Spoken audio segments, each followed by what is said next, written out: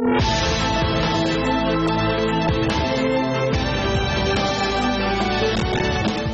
है आप सभी का सीएनबीसी आवाज पर। आप देख रहे हैं आवाज इन्वेस्टर क्लब और ये हफ्ता भारतीय बाजारों के लिए काफी इंपॉर्टेंट रहा।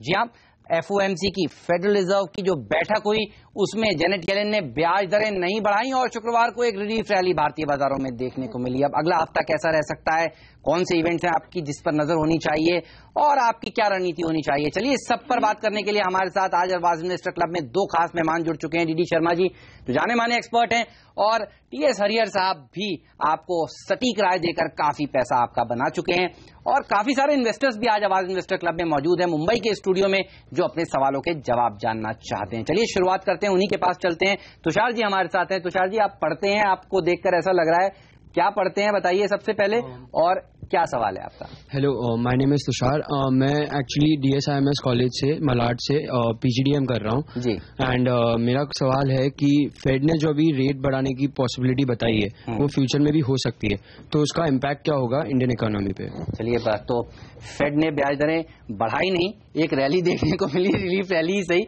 लेकिन अभी भी तलवार तो लटकी हुई है हरिहर साहब। आगे चलकर कब बढ़ेंगी, कितनी बढ़ेंगी, आप कैसे देख रहे हैं इसे और आगे चलकर क्या इम्पैक्ट पड़ सकता है अगर ये बढ़ती हैं तो? देखिए, जो इम्पैक्ट होना था मेरे ख्याल से काफी हद तक हो चुका है। जो रिस्क ऑफ ट्रेड की हम बात कर रहे हैं ना, जब भी रेट बढ़ता है तो एक चीज देखने को मिलता है कि लोग इमर्जिंग मार्केट्स में सेल करते हैं और जो डेवलप्ड मार्केट्स जैसे यूएस, जर्मनी में बाइंग करते हैं, तो ये तो ऑलरेडी हमें देखने को मिला है। सवाल ये है कि अब दिसंबर में बढ़ेगा या शायद अगले साल बढ़ेगा।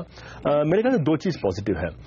पहली बात तो ये है कि ये जो रेट हाइक इन्होंने नहीं किया, इसका इंडिकेशन ये है कि ग्लोबली एक स्लोडाउन का संकेत है और इसका मतलब है कि despite the global slowdown India में एक अच्छा ग्रोथ हो सकता है, तो वो एक पॉजिटिव है। दूसरी बात यह है कि जो ओवरऑल रेट हाइक होगा आई थिंक अगले 2 साल या 3 साल में, वो लगभग 50 बेसिस पॉइंट्स कम होता है। पहले 4% की उम्मीद की जा रही थी, अब इसमें 3.5 की उम्मीद की जा रही है। सो आई थिंक ओवरऑल मेरे ख्याल से even if the rate hike happens, market के लिए ओवरऑल पॉजिटिव रहना चाहिए।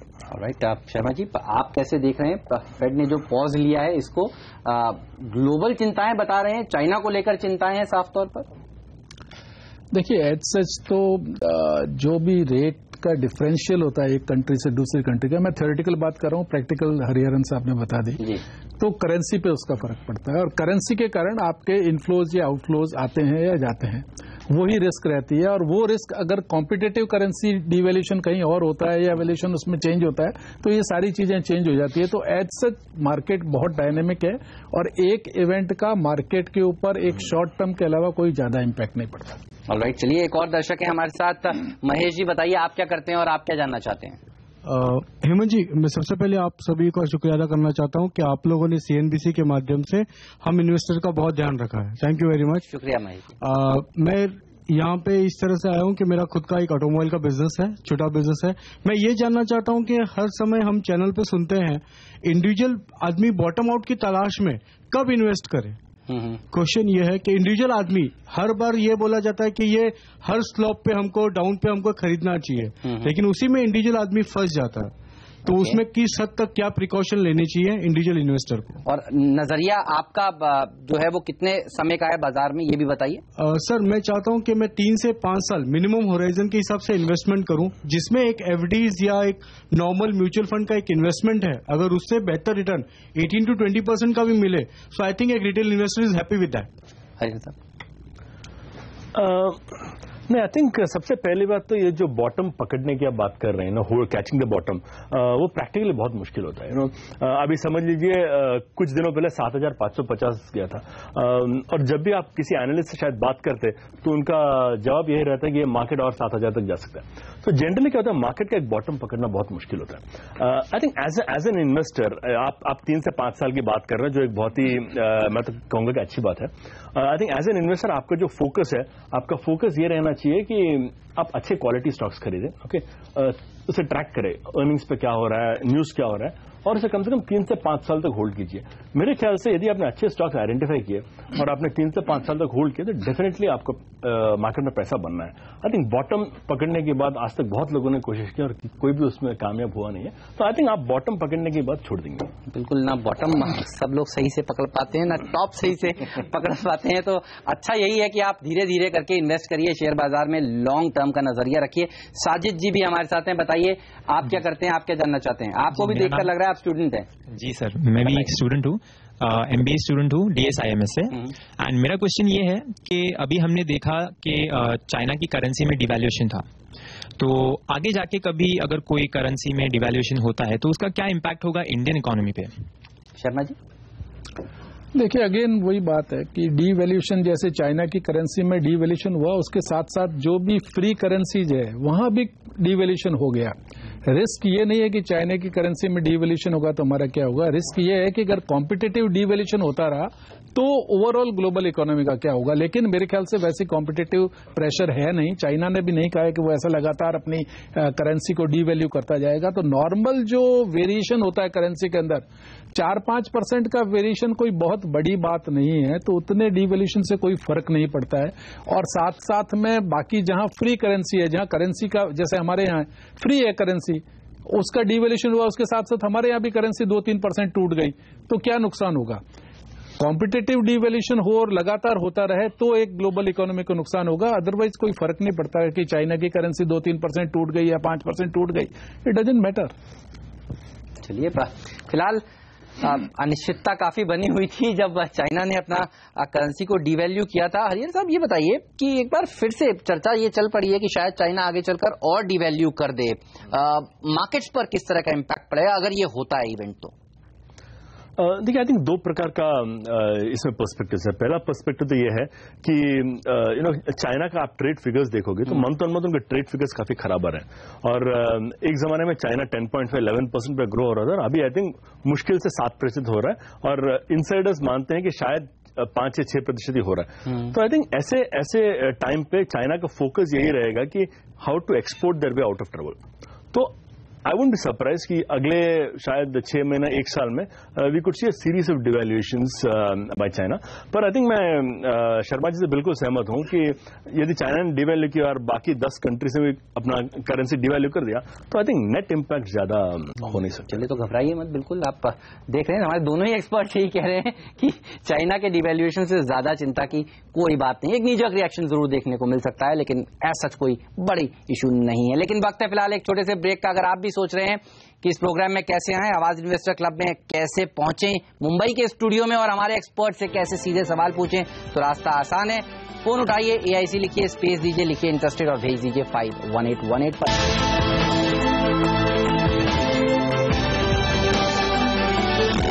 स्वागत है आप सभी का CNBC आवाज पर। आप देख रहे हैं आवाज इन्वेस्टर क्लब, और आज इस इन्वेस्टर क्लब में दर्जनों इन्वेस्टर्स हैं जो यहाँ पर मौजूद हैं और अपने सवाल पूछना चाहते हैं, हमारे इस क्लब में आए हैं। और हमारे साथ DD शर्मा जी और TS हरियर साहब भी मौजूद हैं। चलिए सीधे चलते हैं शोएब के पास। हाय शोएब, बताइए आप क्या करते हैं और क्या जानना चाहते हैं? सबसे पहले मैं धन्यवाद दूंगा CNBC आवाज को, जिन्होंने मुझे एक प्लेटफॉर्म दिया आके मुझे अपना क्वेश्चन पूछने के लिए। मेरा ऑक्यूपेंसी है, मैं जो काम करता हूं, मैं सर्विस डिपार्टमेंट में हूं as an operation team. Alright, okay. मेरा सवाल ये है, जो अभी क्रूड प्राइस ग्लोबली लो चल रहा है ना, तो इसका असर जो देखेंगे ऑयल कंपनीज में, तो ये आगे के 1 साल में मतलब क्या असर रहेगा, मतलब ऑयल कंपनीज में, और कंपनी कैसे परफॉर्म करेगी इसका? तो आप जानना चाहते हैं कच्चे तेल के गिरने का फायदा ऑयल मार्केटिंग कंपनियों को कैसा मिलेगा, राइट? यही सवाल है आपका शर्मा जी? देखिए, ऑयल मार्केटिंग कंपनियों को फायदा कच्चे तेल के गिरने या बढ़ने से उतना नहीं मिल रहा है, लेकिन कच्चा तेल गिरने के कारण गवर्नमेंट इतनी कंफर्टेबल हो गई कि उसने पेट्रोल और डीजल को डी कंट्रोल कर दिया। सो पॉलिसी जो गवर्नमेंट इंप्लीमेंट कर पाई डी कंट्रोल के, अदरवाइज वो डी कंट्रोल की पॉलिसी इंप्लीमेंट नहीं कर पाती अगर ऑयल के प्राइसेस ऊपर होते। तो ये डी कंट्रोल हो गया, उसके कारण ऑयल मार्केटिंग कंपनियों को बहुत फायदा है, क्योंकि अभी उनके ऊपर कोई सब्सिडी बर्डन नहीं है। और मार्केटिंग मार्जिन और रिफाइनिंग मार्जिन, 2 तरह के मार्जिन उनको मिलते हैं, क्योंकि ज्यादातर हमारी जो PSU की बड़ी ऑयल रिफाइनरीज है, सबके पास अपनी रिफाइनरी है और मार्केटिंग डिवीजन है जहां रिटेल उनके नेटवर्क है, और दोनों ही जगह से मार्जिन मिला के बहुत अच्छी प्रॉफिटेबिलिटी आती है इस बिजनेस में। अगर आप एग्जाम्पल देखना चाहते हो तो इंडियन ऑयल की अगर आप फर्स्ट क्वार्टर के रिजल्ट देखोगे तो पिछले पूरे साल के प्रॉफिट से ज्यादा प्रॉफिट फर्स्ट क्वार्टर में आए हैं खाली। कारण ये है कि जब आप सब्सिडी आपको मिलती थी तो सब्सिडी 6-6 महीने 12-12 महीने लेट मिलती थी। उस दौरान पूरा इन्वेंट्री, और ये यूज इन्वेंट्री होती है, लाखों करोड़ की सेल है, 3,75,000 करोड़ की इंडियन ऑयल की सेल थी, तो उसके लिए इन्वेंट्री मेंटेन करने के लिए लोन लेने पड़ते थे, उस पर ब्याज बहुत ज्यादा लगता था, लेकिन ब्याज का कोई कंपनसेशन नहीं मिलता था, यही लॉस होता था उनको। तो वो अब नहीं होगा। तो ऑयल मार्केटिंग कंपनियां सब की सब मैं समझता हूं करंट ईयर में फैंटास्टिक परफॉर्म करेगी और आगे भी अच्छी करती रहेगी, बशर्ते कि पॉलिसी में कोई चेंज नहीं हो, डी कंट्रोल पेट्रोल और डीजल का जारी रहे। आप खरीदना चाहते हैं? आपके पास ऑयल मार्केटिंग कंपनियों के शेयर हैं? हाँ, वैसे मैं इन्वेस्ट किया हूँ ONGC में। ओके, आप ONGC में आपके पास इन्वेस्टमेंट किया हुआ है। ONGC पर आपका क्या व्यू? नहीं, ONGC ऑयल मार्केटिंग कंपनी नहीं है, वो तो ऑयल प्रोड्यूसर है। तो ऑयल प्रोड्यूसर के हालांकि अभी उसको ज्यादा नुकसान नहीं है, क्योंकि हमारे यहाँ पर उनको ऑयल के दाम मार्केट प्राइस पे नहीं मिलते थे, कम पे ही मिलते थे। तो अभी जो उनको दाम मिल रहे हैं उससे कम ऑयल नहीं गया है, लेकिन उनको कोई फायदा भी नहीं है। फायदा ऑयल मार्केटिंग कंपनियों को है। तो मेरा तो ये मानना है कि अगर ये पॉलिसी बरकरार रहती है, ये थीम में लेके चलूं, तो ONGC को मैं इंडियन ऑयल में कन्वर्ट कर दूंगा, वो ज्यादा बेहतर रिटर्न देगा मेरे को। चलिए, तो आप स्विच कर सकते हैं, ONGC से निकलकर आप इंडियन ऑयल IOC में अगर आप निवेश करेंगे तो आपको ज्यादा अच्छा फायदा हो सकता है। कल्पेश जी भी हैं हमारे साथ। कल्पेश जी, बताइए आप क्या करते हैं, आप क्या जानना चाहते हैं? हेलो, हाय। मैं एज ए डिलीवरी हेड काम कर रहा हूँ एक IT कंपनी में जी। और मेरा पहला सवाल है कि मुझे दोनों पैनल से तीन स्टॉक ऐसे चाहिए जो उन्हें लगता है विच दे फोर्सी जो आइशर या बॉश बन सकते हैं अगले 3 या 5 साल में। और मैं DD शर्मा जी का बहुत बड़ा फैन हूँ। तो मेरा दूसरा सवाल उनसे ये है कि मैंने कुछ स्टॉक आइडेंटिफाई किए हैं, लाइक फाइजर, नंदन डेनिम, रिलायंस कैपिटल, शोभा, फोर्स मोटर्स, तो उन पे उनका क्या व्यू है? चलिए, तो पहले तो आपका नेक्स्ट आइशर या बॉश कौन सा शेयर बन सकता है, बताइए sir. I think I wouldn't want to venture into guessing what could be an Eicher or a Bosch. पर मैं आपको एक बात बताना चाहूंगा कि ब्रॉडली आप एक स्ट्रैटेजिक अप्रोच लोगे तो आई थिंक यहाँ से एक बात तो साफ है कि the dollar is going to become stronger और रुपी विल बिकम वीकर। तो इससे कौन से कंपनियों में फायदा हो सकता है? आपको फार्मा है, सेलेक्टेड IT है, तो ऐसे स्टॉक्स पे फोकस कीजिए। और जैसे मैंने कहा, आप ज्यादा बॉटम और टाइमिंग की चिंता मत कीजिए। मैं मानता हूं कि आप आज के प्राइसेस पे अच्छे स्टॉक्स खरीदोगे तो definitely over the next 4 to 5 years आपको अच्छा रिटर्न मिलेगा। हाँ, वो बॉश या आइशर या TT के प्रेस्टीज बनेगा, वो कहना बहुत मुश्किल है, पर आई थिंक डेफिनेटली आपको अच्छा रिटर्न मिल सकता है। Multi bagger idea, DD Sharma ji, कैसे चुने जाएं? देखिए, मल्टी बैगर जो होते हैं स्टॉक्स, कुछ टिपिकल चीजें होती है कि एक तो जहां इक्विटी, इन्होंने जो एग्जांपल दिए MRF है या जो दूसरे कई स्टॉक्स है, जहां इक्विटी बहुत छोटी होती है और बिजनेस बहुत स्केलेबल होता है और बिजनेस का पोटेंशियल जो मार्केट होता है वो बहुत बड़ा होता है, और वहां अगर मैनेजमेंट अच्छे से अपने, बिकॉज सारी चीजें इफ एंड बट्स के साथ चलती है, हर चीज ऐसी नहीं है कि मैंने सोच ली इसका मतलब हो जाएगी, it is not like that. अपन ने 10 स्टॉक सोचे, उसमें से शायद एक मल्टी बैगर हो जाए, बाकी के नहीं भी हो। तो वो एक आपको ऑप्शन लेना पड़ता है, और साथ में जैसा पहले हरिहरन जी ने बताया कि आपको अपने इन्वेस्टमेंट को हमेशा ट्रैक करते रहना पड़ता है। वो सही पटरी पे चल रहा है तो उसको होल्ड करते जाइए, नहीं चल रहा है तो आपको उससे एग्जिट भी लेना पड़ सकता है। तो इन्होंने जो क्वेश्चन दिया है उसके बेसिस पे मैंने 1-2 स्टॉक्स ऐसे आइडेंटिफाई किए जहां मैं ये समझता हूं कि पोटेंशियल है कि ये लॉन्ग टर्म में मल्टी बैगर बन जाए। एक ज्यादा प्रोबेबिलिटी वाली जो केसेस थे वो तो हिस्ट्री में निकल गए, कारण ये कि ज्यादातर मल्टीनेशनल कंपनियां हैं वो इस तरह के रिटर्न दे पाई है, क्योंकि वहां इक्विटी छोटी है और वो यूजुअली ऐसे जगह पर थे जहां उनको डेट की जरूरत नहीं होती थी, और पोटेंशियल मार्केट साइज इंडिया का बहुत बड़ा है। तो आप किसी भी फील्ड में जहां FMCG में थे या ऐसी जगह थे जहां आपके पास यूनिक टेक्नोलॉजी थी, तो आप बहुत ग्रो कर गए। तो वो अभी पोजीशन इसलिए खत्म हो गई कि ऐसी सारी कंपनियां ऑलरेडी मल्टीप्लाई हो चुकी है, अब वहां से फर्दर उतनी मल्टीप्लाई होनी बहुत मुश्किल है। तो मैं डोमेस्टिक कंपनियों में से 2-3 चीजें चुनी है जो मैं आपको बता सकता हूं, अगर आप उसको, लेकिन फिर भी मैं ये कहना चाहूंगा कि आप उसके बाद खुद स्टडी कीजिए। खुद मरे बिना स्वर्ग नहीं मिलता है तो आपको मरना खुद पड़ेगा अगर स्वर्ग में जाना है। तो मैं मरूंगा तो मैं ही स्वर्ग में जाऊंगा, आप नहीं जा सकते। तो जैसे जैन इरिगेशन है, मैं रिक्वेस्ट करूंगा कि आप इसकी एनुअल रिपोर्ट को पढ़ो 2015 की, एंड देन यू डिसाइड। आपकी आंखें खुलेगी वो कंपनी किस तरह का काम करती है, आपको समझ में आएगा कि वाकई इसमें पोटेंशियल है, अगर मैं इसमें 5 साल बना रहूं तो शायद ये मल्टीप्लाई हो जाएगी। इसी तरह एक और कंपनी है जमुना ऑटो, आपके फील्ड से ऑटो एंसिलरी है। अगर इसकी आप 2015 की एनुअल रिपोर्ट निकाल के शुरू के 5 पेज पढ़ लो तो आपको प्रिटी क्लियरेंस हो जाएगी कि ये कंपनी कहां जा रही है और कैसे परफॉर्म कर रही है, क्या इसके ऑब्जेक्टिव्स है। वो उस ट्रैक पे चलती है, जब तक उसमें बने रहो वो मल्टीप्लाई हो सकती है। इसी तरह टाटा ग्लोबल आज की तारीख में एफएमसीजी कंपनियों के जो मल्टीपल्स हैं उसके सामने ये सबसे सस्ती मिल रही है। और अगेन इसकी भी आप एनुअल रिपोर्ट खाली 2015 की पढ़ लो पूरी, देन डिसाइड। तो ये 2-3 स्टॉक के आइडियाज है जिनको मैं कहूंगा मरो खुद फिर स्वर्ग में पहुंचोगे, मेरे भरोसे नहीं। काफी इंटरेस्टिंग है। Jain irrigation, Jamuna auto, Tata global, ये वो स्टॉक्स हैं जो मल्टी बैगर्स हो सकते हैं। चलिए तो भाटिया साहब घबराइए मत, अच्छे शेयर आपने चुने हैं, बने रहिए, कन्विक्शन रखिए। और ये कुछ और नए शेयर्स हैं जो शर्मा जी बता रहे हैं, यहाँ पर आप निवेश करके अच्छा पैसा कमा सकते हैं। वक्त है फिलहाल एक छोटे से ब्रेक का, कहीं मत जाइए, आप बने रहिए CNBC आवाज के साथ। अगर आप भी सोच रहे हैं कैसे आए आवाज इन्वेस्टर क्लब में, तो फोन उठाइए, लिखिए AIC स्पेस देकर लिखिए इंटरेस्टेड, भेजिए 51818 पर।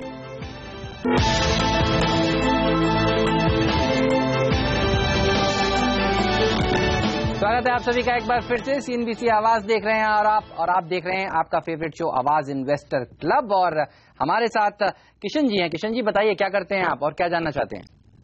सर मेरा सबोको शिप का बिजनेस है खुद का, और मैंने फिलहाल अभी रिसेंटली स्टार्ट किया है जी। और मेरे 2 सवाल है। पहला तो ये कि मार्केट में फिलहाल वॉलेटिलिटी काफी हाई चल रही है, तो उसमें काफी सारे शेयर्स हम कोई भी रेट पे खरीदे तो वहां से बट ऑब्वियसली वो 25-30% तो आम बात है नीचे आना। तो मैं ऐसे जैसे कुछ सेक्टर्स मैंने फाइंड किए हैं, जैसे कि लॉजिस्टिक सेक्टर्स, उसमें मेरा खुद का निवेश भी है, TCI है और गति है। तो ये दोनों में से हम किसे प्रेफरेंस देवे ज्यादा? TCI और गति में से किसको प्रेफरेंस देवे? और दूसरा सवाल ये है कि RBI अपने बैंकिंग लिस्ट में नई बैंक्स का लाइसेंस अप्रूव करती जा रही है, और फिलहाल हम लोग कोई भी चैनल उठा के देख ले तो उसमें वही रिकमेंडेशन है कि इंडियन PSU बैंक्स काफी अच्छे दामों पे मिल रही है, तो उनका क्या इम्पैक्ट होगा? तो आप जानना चाहते हैं कि PSU बैंक्स के ऊपर नए लाइसेंसेस का क्या इम्पैक्ट है? हरियर साहब, 11 पेमेंट बैंक्स, उसके बाद 10 स्मॉल बैंक्स देने के बाद कुछ एक लोग हैं जो कह रहे हैं कि कंपटीशन बढ़ेगा, शायद PSU बैंक्स को नुकसान होगा। आप क्या इस थ्योरी को कैसे देखते हैं और PSU बैंक्स पर आपका क्या व्यू है? नहीं, मुझे नहीं लगता है जो PSU बैंक से इन पे कोई इम्पैक्ट पड़ेगा, बिकॉज ये 2 अलग किस्म की चीजें। Payment bank is one thing and small banks are another. जहां तक पेमेंट बैंक्स का सवाल है, ये बैंक्स लोन नहीं दे सकते, ये सिर्फ डिपॉजिट ले सकते हैं और फंड ट्रांसफर कर सकते हैं। जहां तक स्मॉल बैंक्स का सवाल है, इन्हें 18 मंथ्स का कूलिंग पीरियड है, 18 मंथ्स के बाद ही इन्हें बैंकिंग लाइसेंस दिया जाएगा। तो I think it's too early to worry about that. जहां इम्पैक्ट पड़ेगा शायद से, देखिए regional banks, local area banks, इन पर तो इम्पैक्ट पड़ सकता है। जहां तक PSU बैंक्स का सवाल है, मुझे नहीं लगता कि ज्यादा इम्पैक्ट इसका ये स्मॉल बैंक्स का पड़ सकता है। शर्मा जी, गति और TCI, इन दोनों में से अगर एक शेयर चुनना होगा तो आप कौन सा चुनेंगे? देखिए, दोनों ही शेयर जो है महंगे हैं मेरे हिसाब से, बिकॉज दोनों में बहुत अर्ली स्टेज से जो है वो कुमुलेशन हुआ था, और उसके बाद में जब बहुत एक कहना चाहिए कि बहुत अच्छे इन्वेस्टर्स ने इसके अंदर एंट्री ली, उसकी नॉलेज आने के बाद में मार्केट ने इनके वैल्यूएशंस को बहुत एग्रेसिव कर दिया। तो अगर आपके पास नीचे की रेट के लिए हुए हैं तो आप बने रह सकते हैं, कोई दिक्कत की बात नहीं है, लॉन्ग टर्म आउटलुक डेफिनेटली बढ़िया है। लेकिन अगर आपको अभी इन्वेस्टमेंट करना है तो मैं तो सजेस्ट नहीं करूंगा, मैं इतने महंगे शेयर लेने के पक्ष में नहीं रहता हूं जहां कोई ऐसी USP नहीं है कि भाई आपको कोई दूसरा कॉम्पिटिशन नहीं दे सकता, ऐसी कुछ बात नहीं है। चलिए, उसके बदले अगर आप चाहते हैं तो हाँ, नहीं, लॉजिस्टिक अगर चाहते हैं तो मैंने जैसे कंपैरेटिव एनालिसिस किया तो लॉजिस्टिक में आज की तारीख में एक रीजनेबल वैल्यूएशन पे शेयर अवेलेबल है, काफी बड़ी कंपनी है वो भी, ऑल कार्गो लॉजिस्टिक, तो वहां आप इन्वेस्टमेंट कर सकते हैं, दैट इज अट्रैक्टिवली वैल्यूड। चलिए, महमूद जी भी हैं हमारे साथ। बताइए सर, आप क्या करते हैं? आप पहले भी आवाज इन्वेस्टर क्लब में आ चुके हैं, अपने सवाल पूछ चुके हैं, बताइए। बहुत शुक्रगुजार हूं, मुझे काफी बार मौका दिया आपको, बताइए। और मैं DD शर्मा और ये आपके दोनों एक्सपर्ट का इंतजार कर रहा था, आज लखीयों में उनका मतलब अपॉर्चुनिटी मिल गई है। बताइए सर। तो मुझे DD शर्मा से ये पूछना है, उनका मैं काफी स्टॉक ले चुका हूँ, और उन्होंने जो हमेशा उनके मुंह से निकलता है कंजर्वेटिव, तो उनकी कंजर्वेटिव से देख के मैंने भी अपनी कंजर्वेटिव कर दिया था। उन्होंने एक बार श्री कलास्ती पाइप बताया था 40-50 के भाव में, बोले ये 1 साल में 150 होने वाला है। ओके, तो मैंने क्या किया, चलो भाई 150 नहीं 130 में निकाल देंगे। तो हाँ, तो आपने पैसा बनाया DD शर्मा जी की राय पर। हाँ, मगर आज क्या जानना चाहते हैं? आज वो तो ऐसा मल्टीबैगर हो चुका है, वो 350 तक पहुंच गया हूँ जी। तो अभी मैं उसको पकड़ना चाहता हूँ कम से कम 150 के लिए। बेच चुके हैं एक बार शर्मा जी, आपके शेयर को लेकर खरीद कर मुनाफा कमाकर दोबारा उसी शेयर में श्री हस्तिकला में इस समय पैसा लगाना चाहिए, नहीं लगाना चाहिए? नहीं, अभी तो मैं एक्चुअल में प्रॉफिट बुकिंग की सलाह देता हूँ, क्योंकि वो एक मीडियोकर मैनेजमेंट की कंपनी है और जितना अप्रिसिएशन मेरे को एक्सपेक्टेड था उससे ज्यादा ऑलरेडी हो चुका है। जैसा मैंने पहले कहा कि मैं वैल्यूशन देखता हूं, वैल्यूशन अगर एग्रेसिव हो जाते हैं उसके बाद मुझे नहीं जमता है कि मैं वहां इन्वेस्ट करूं। मेरे को वापस कंपैरेटिवली कौन सी कंपनी ऐसी है जो मुझे उसी वैल्यूशन के आसपास अच्छी लग रही है, तो जैसे मैंने बताया अगर आप उसमें जाना चाहते हो उसके बजाय मैंने एक पहले सजेस्ट किया है जमुना ऑटो, वहां अगर आप इन्वेस्ट करेंगे आप तो वो एक अट्रैक्टिव वैल्यूशंस में बहुत ही फैंसी सेगमेंट के अंदर कंपनी है। मैंने आपने बताया भी, और डीवीआर या जैन इरिगेशन, और बाकी तो देखो Jain irrigation, Jain DVR, Reliance cap मैं डिस्कस कर चुका हूं, मैं अभी भी बुलिश हूं इनमें और मेरे ख्याल से आप इसमें इन्वेस्टेड रह सकते हैं। अडानी पोर्ट में आपने जो लिखा है उसमें आप इन्वेस्टेड रह सकते हैं। चलिए, तो ये रहा आपके तमाम शेयरों पर जो आपने हमसे पूछे थे, लेकिन वक्त की कमी है। कई दर्शक यहाँ पर, कई इन्वेस्टर्स ऐसे हैं जिनके सवाल के जवाब आज हम नहीं दे पा रहे हैं, उनसे माफी मांगूंगा और कहूंगा कि अगले हफ्ते आवाज इन्वेस्टर क्लब में जरूर आइए, तब हमारे नए एक्सपर्ट्स देंगे आपके सवालों के जवाब। इसी नोट पर आप दोनों का शुक्रिया हमारे साथ आज जुड़ने के लिए, और आप सबका भी शुक्रिया स्टूडियो में यहाँ आने के लिए। चलिए, आवाज इन्वेस्टर क्लब में फिलहाल मुझे दीजिए इजाजत, आप बने रहिए CNBC आवाज के साथ। नमस्कार।